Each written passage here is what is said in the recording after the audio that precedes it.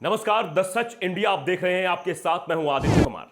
उद्धव ठाकरे बागी विधायकों को अयोग्य घोषित कराने की कोशिश कर रहे थे। एकनाथ शिंदे सहित 16 बागी विधायकों की अयोग्यता का नोटिस विधानसभा के डिप्टी स्पीकर ने जारी भी कर दिया था।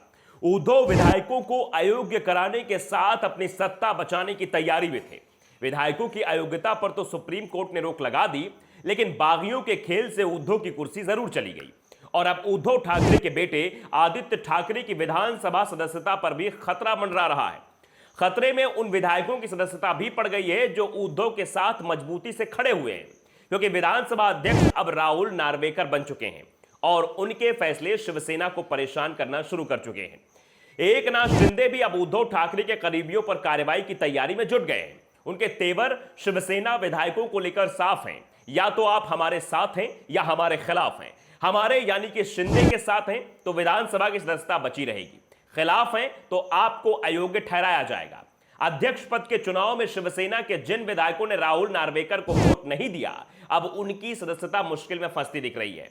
स्पीकर के चुनाव में जीत हासिल करने के बाद एकनाथ शिंदे गुट ने आदित्य ठाकरे सहित शिवसेना के 16 विधायकों को अयोग्य करार देने की मांग की है। शिंदे गुट के चीफ विप भारत गोगावाले ने नए स्पीकर राहुल नार्वेकर को लेटर सौंपा है।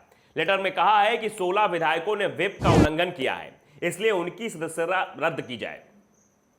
स्पीकर ने उनका लेटर ले लिया है और उस पर विचार करने की बात कही है। गोगावाले के लेटर को वजन की भी स्पीकर के एक फैसले से मिला है। स्पीकर चुनाव हारने के झटके से शिवसेना उबर भी नहीं पाई थी कि उसे दूसरा झटका विधानसभा स्पीकर की ओर से दे दिया गया। राहुल नार्वेकर ने सबसे बड़ा फैसला ही शिवसेना उद्धव के गुट के खिलाफ दिया है। पहला फैसला ही नार्वेकर ने शिवसेना विधायक अजय चौधरी को शिवसेना विधायक दल के नेता पद से हटाकर एकनाथ शिंदे को शिवसेना विधायक दल का नेता एक बार फिर से नियुक्त कर दिया है। इसी के साथ पार्टी के मुख्य सचेतक के रूप में सुरेश प्रभु की जगह भरत गोगावाले को नियुक्त कर दिया गया है। पार्टी सचेतक की ओर से ही विधानसभा में व्हिप जारी किया जाता है, यानी यह साफ हो गया है कि गोगावाले का व्हिप अब शिवसेना के सभी 55 विधायकों पर लागू होगा, जिसमें आदित्य ठाकरे भी शामिल हैं। वैसे यह तय है कि स्पीकर जैसे ही उद्धव गुट के विधायकों को नोटिस जारी करेंगे, तुरंत ही इसे सुप्रीम कोर्ट में चुनौती दी जाएगी। वैसे भी शिंदे गुट के 16 विधायकों की अयोग्यता का मामला पहले से ही सुप्रीम कोर्ट में चल रहा है, जिस पर 11 जुलाई को सुनवाई होनी है। और 11 जुलाई से पहले विधानसभा स्पीकर नार्वेकर उद्धव गुट के विधायकों को नोटिस जारी किया तो फिर इसे भी चुनौती दी जाएगी, यह भी तय है। यानी एक बार फिर यह मामला सुप्रीम कोर्ट पहुंचेगा।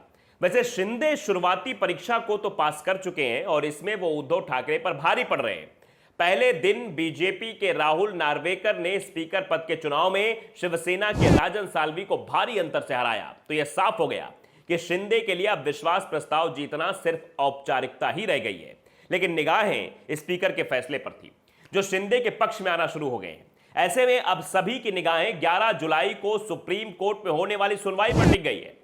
फैसला अगर उद्धव ठाकरे के पक्ष में नहीं आया तो फिर शिवसेना के बचे हुए विधायक भी उनके हाथ से निकल जाएंगे।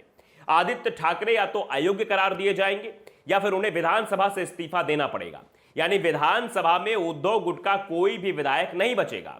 लड़ाई शिवसेना पर अधिकार को लेकर भी होनी है। महाराष्ट्र की सत्ता एकनाथ शिंदे के पास है और शिवसेना का संगठन अभी भी उद्धव ठाकरे के साथ है। शिवसेना का संविधान कहता है जिसे अध्यक्ष बनाया जाता है उसे आजीवन यह पद सौंपा जाता है। ऐसे में संवैधानिक रूप से उद्धव ठाकरे मजबूत स्थिति में है। बाकी का फैसला चुनाव आयोग को करना है, जहां एकनाथ शिंदे और उद्धव ठाकरे दोनों ही जल्दी दावेदारी पेश करने वाले हैं। लड़ाई मुंबई के शिवसेना भवन को लेकर भी होनी है, क्योंकि शिवसेना भवन पर अभी उद्धव ठाकरे का कब्जा है। तो अब आप समझ सकते हैं कि तिकड़ी जो है वो कैसे भिड़ाई जा रही है। चारों तरफ से एकनाथ शिंदे ने जाल बिछा रखा है और उद्धव ठाकरे एक के बाद एक उस जाल में फंसते चले जा रहे हैं। अब आगे क्या होगा क्या नहीं होगा, ये 11 जुलाई के बाद स्थितियां साफ होने लगेंगी। 12 जुलाई तक सब साफ हो जाएगा और साथ ही साथ शिवसेना किसके साथ जाएगी इसका फैसला तो चुनाव आयोग के पास अगर गया तो हो सकता है शिवसेना का चुनाव चिन्ह भी फ्रीज हो जाए, शिवसेना नाम भी फ्रीज हो जाए, 2 शिवसेना बन जाए, 2 गुट बन जाए, या फिर हो सकता है शिवसेना एकनाथ शिंदे के साथ चली जाए। इस पर भी अभी संशय बरकरार है। तो द सच इंडिया को अगर आपने सब्सक्राइब नहीं किया, सब्सक्राइब करिए, बेल आइकन दबाइए ताकि सच खबर आप तक पहुंचती रहे। नमस्कार।